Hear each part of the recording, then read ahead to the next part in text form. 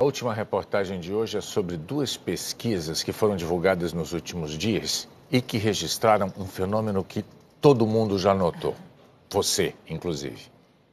As pessoas andam mais fechadas para opiniões diferentes, mais cheias de certezas sobre todos os assuntos, mais intolerantes com quem não pensa da mesma forma. E não é só nas redes sociais. Novas pesquisas medem como anda a disposição do brasileiro para conversar com quem pensa de forma diferente. Uma delas foi feita em 27 países. Os pesquisadores quiseram saber se vale a pena conversar com quem tem visões políticas diferentes.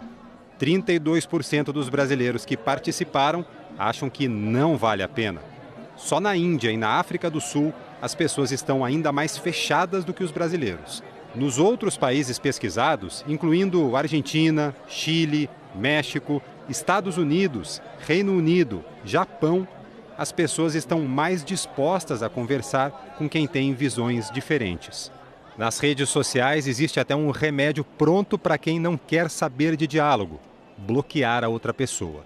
Quando os pesquisadores perguntaram se as redes sociais estão tornando os debates sobre temas sociais mais divisivos do que eram antes, 54% dos brasileiros disseram que sim. Nesse ponto, o Brasil ficou na média dos outros países. Dora Tognoli, psicanalista e mestre em psicologia social, acha que a sociedade está passando por um período de narcisismo. No narcisismo, o outro não existe. Ele só existe enquanto ele gravita ao meu redor e ele me agrada, ele me dá satisfação. Eu posso ver no outro um inimigo na medida que ele não me atende, como se fosse uma criança. Quando esse sujeito diferente ganha o status de inimigo, você entra numa guerra particular, né? Onde você quer destruir o outro não te interessa mais, ele precisa ser destruído porque ele está tirando o teu sossego. Mas mesmo com essa falta de clima, muitos brasileiros buscam conversar com quem tem opiniões contrárias. Têm paciência para isso, acreditam na força do diálogo. Se existem dois lados, essas pessoas transitam entre eles. É o que mostra uma outra pesquisa, feita apenas no Brasil. Ela tratou do diálogo sobre machismo e feminismo entre pessoas com opiniões diferentes. Partiu dessa questão para classificar o comportamento dos brasileiros. 15% foram classificados como construtores de pontes. 35% de entre muros, preferem nem conversar com alguém diferente. 50% dos entrevistados estão em trânsito, às vezes mais abertos a conversar com quem pensa diferente, outras vezes menos. Uma das coordenadoras dessa pesquisa, Mafoane Odara, conta que o objetivo é entender o que falta para o diálogo acontecer e investir nele. É entender que o diálogo não é um processo de competição, onde você vai entrar para ganhar o jogo. É um processo onde os dois ganharão e essa conversa vai levar para um próximo nível dessa discussão.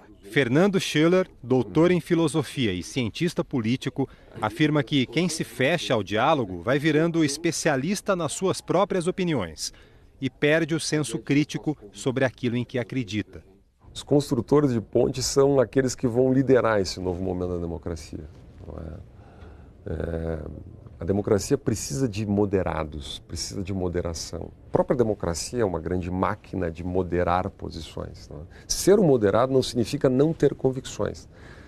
Significa não considerar as suas próprias convicções como infalíveis, em primeiro lugar. Significa aceitar a legitimidade do discurso e das convicções dos outros.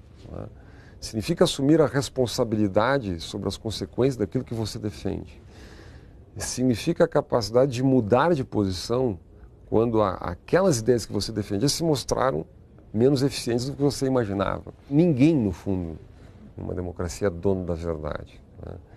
Que as instituições preservam a possibilidade de que todos, de alguma maneira, cooperem para um benefício recíproco, para que todos ganhem no longo prazo.